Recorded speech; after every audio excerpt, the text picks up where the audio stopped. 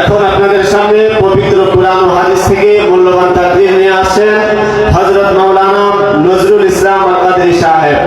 হযরত মাওলানা নজরুল ইসলাম আল কাদরি সাহেব হুজুরকে হুজুরের মূল্যবান তাকরীর পেশ করার জন্য বিনীতভাবে অনুরোধ জ্ঞাপন করছি।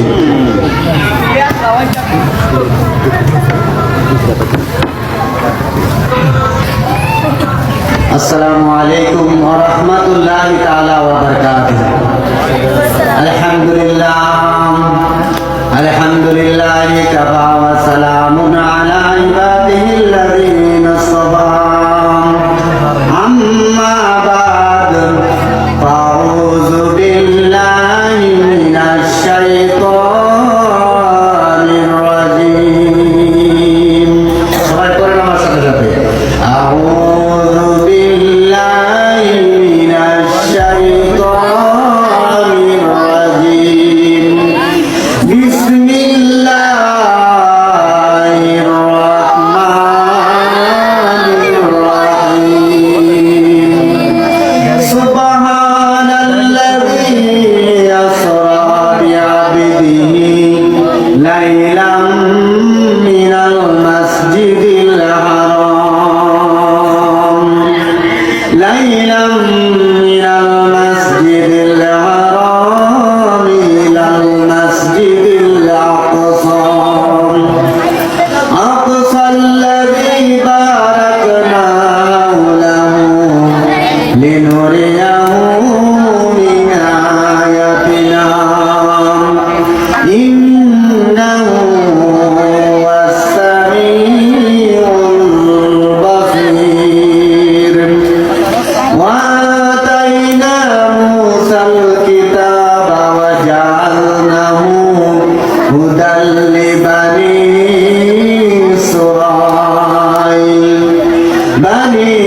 إسرائيل ألا تتخذوا من دوني وكيلا.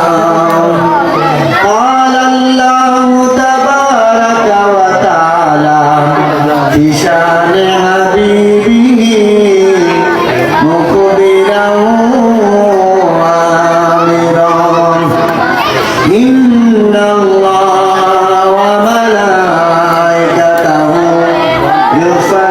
يصلون على النبي يا أيها الذين آمنوا صلوا عليه وسلموا تسليما. اللهم جري جري اللهم صل على سيدنا مولانا محمد وعلى آل سيدنا مولانا محمد وعلى آل سيدنا مولانا محمد نورون على নূর হয়ে আসলেন নবীজি দারাতে। তাই তো তাহার হয় না ছায়া, তাহার ছায়া রসে। আল্লাহুম্মা সাল্লি আলা সাইয়্যিদিনা মুহাম্মদ ওয়া আলা আলি সাইয়্যিদিনা মাওলানা মুহাম্মদ ওয়া আলা আলি সাইয়্যিদিনা মাওলানা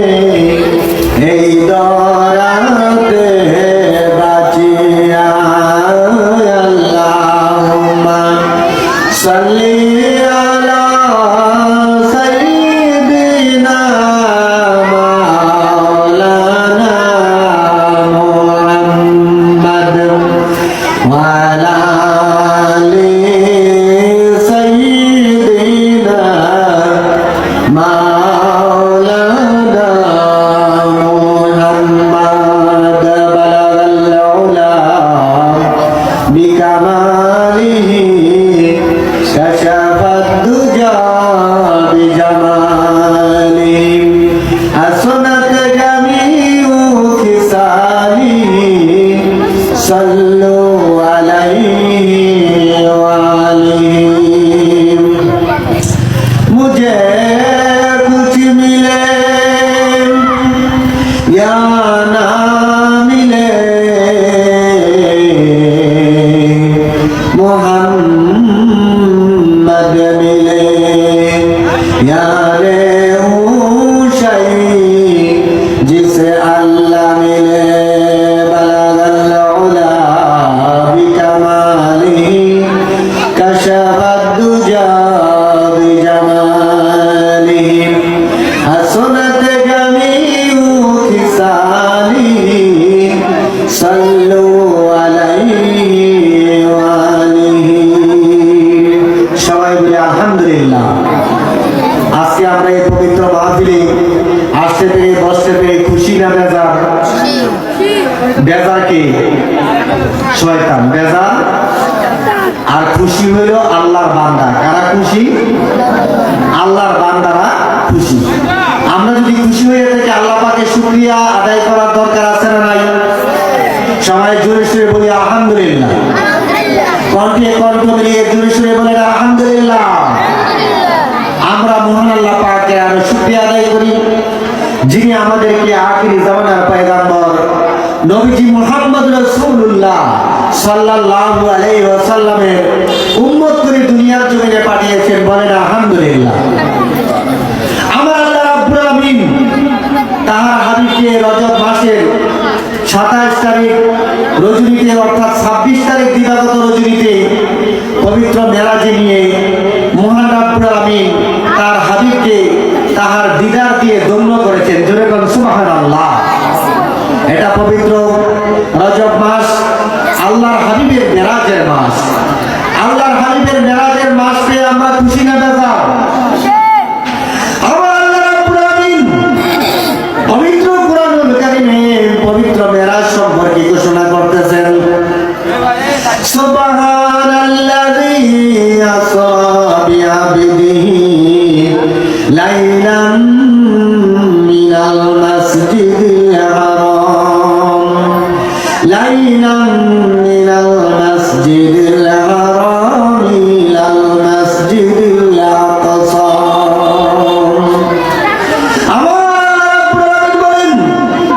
পবিত্র সে মহান সত্তা যিনি তার হাবিবকে মসজিদে হারাম থেকে মসজিদে আকসা পর্যন্ত পরিভ্রমণ করিয়েছেন। জোরে বলুন সুবহানাল্লাহ। আল্লাহ তাবারক তাআলা জাল্লা শানু তার হাবিবকে মেরাজে নিয়েছেন। এই মেরাজ সম্পর্কে বর্ণনা করতে গিয়ে আল্লাহ পাক সুবহান শব্দের ব্যবহার করেছেন। বলেন আলহামদুলিল্লাহ। আমরা সুবহানাল্লাহ কোন সময় বলি? আমরা সুবহানাল্লাহ বলি তখন যখন কোনো আশ্চর্য ঘটনা শুনি, যখন কোনো অলৌকিক ঘটনা শুনি, যখন কোনো মুজিজা শুনি, নবী রাসূলদের অলৌকিক ঘটনা শুনি, আউলিয়া কেরামের কারামতের ঘটনা শুনি, তখন আমরা বলি সুবহানাল্লাহ। ঠিক না বেঠিক?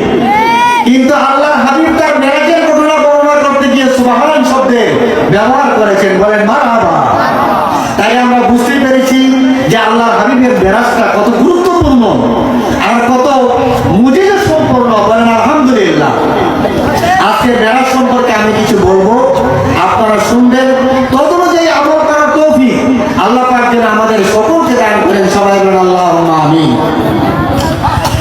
আল্লাহর হাবিব রাসূল আকরাম নূরে মুজাসসাম সাল্লাল্লাহু আলাইহি ওয়াসাল্লাম 26 তারিখ দিবাগত রজনীতে পবিত্র রজব মাসের 26